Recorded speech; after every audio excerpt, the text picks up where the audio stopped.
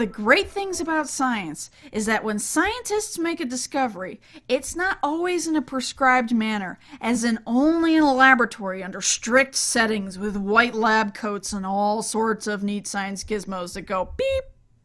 In reality, the events and people involved in some of the major scientific discoveries are as weird and varied as they get.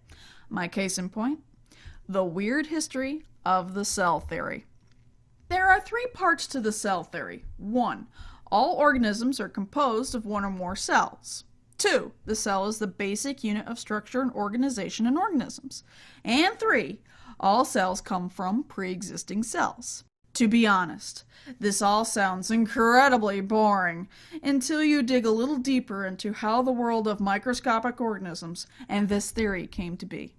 It all started in the early 1600s in the Netherlands, where a spectacle maker named Zacharias Janssen is said to have come up with the first compound microscope, along with the first telescope. Both claims are often disputed, as apparently he wasn't the only bored guy with a ton of glass lenses to play with at the time.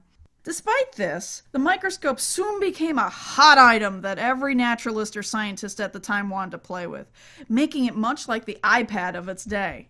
One such person was a fellow Dutchman by the name of Anton van Leeuwenhoek, who heard about these microscope doohickeys, and instead of going out and buying one, he decided to make his own. And it was a strange little contraption indeed, as it looked more like a tiny paddle the size of a sunglass lens. If he had stuck 2 together, it probably would have made a wicked set of sunglasses that you couldn't see much out of. Anywho, once Leeuwenhoek had his microscope ready, he went to town looking at anything and everything he could with them, including the gunk on his teeth. Yes, you heard right. He actually discovered bacteria by looking at dental scrapings, which, when you keep in mind that people didn't brush their teeth much, if at all, back then, he must have had a lovely bunch of bacteria to look at. When he wrote about his discovery, he didn't call them bacteria as we know them today, but he called them animalcules because they looked like little animals to him. While Leeuwenhoek was staring at his teeth gunk, he was also sending letters to a scientific colleague in England by the name of Robert Hooke. Hooke was a guy who really loved all aspects of science, so he dabbled in a little bit of everything, including physics, chemistry, and biology. Thus it is Hooke who we can thank for the term the cell, as he was looking at a piece of cork under his microscope, and the little chambers he saw reminded him of cells, or the rooms monks slept in their monasteries. Think college dorm rooms, but without the TVs, computers, and really annoying roommates. Hooke was something of an underappreciated scientist of his day, something he brought upon himself as he made the mistake of locking horns with one of the most famous scientists ever, Sir Isaac Newton. Remember when I said Hooke dabbled in many different fields? Well, after Newton published a groundbreaking book on how planets move due to gravity, Hooke made the claim that Newton had been inspired by Hooke's work in physics.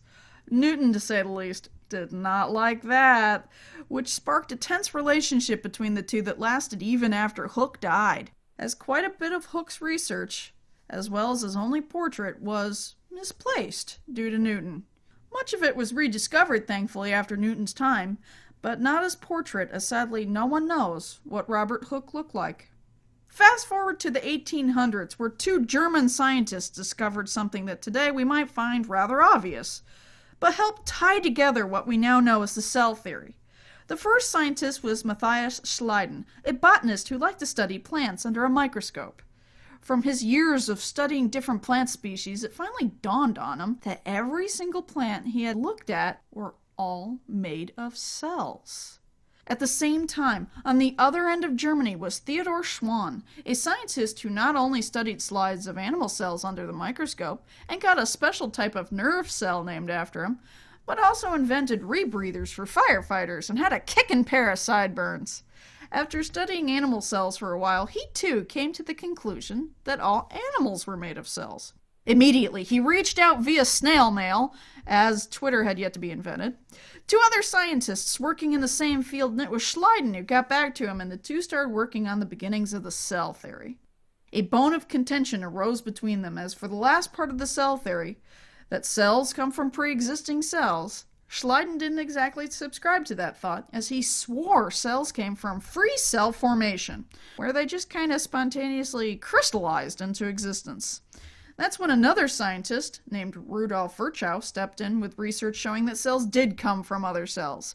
Research that was actually, how to put it, borrowed without permission from a Jewish scientist by the name of Robert Remak, which led to two more feuding scientists. Thus, from teeth gunk to torquing off Newton, crystallization to Schwann cells, the cell theory came to be an important part of biology today. Some things we know about science today may seem boring, but how we came to know them is incredibly fascinating.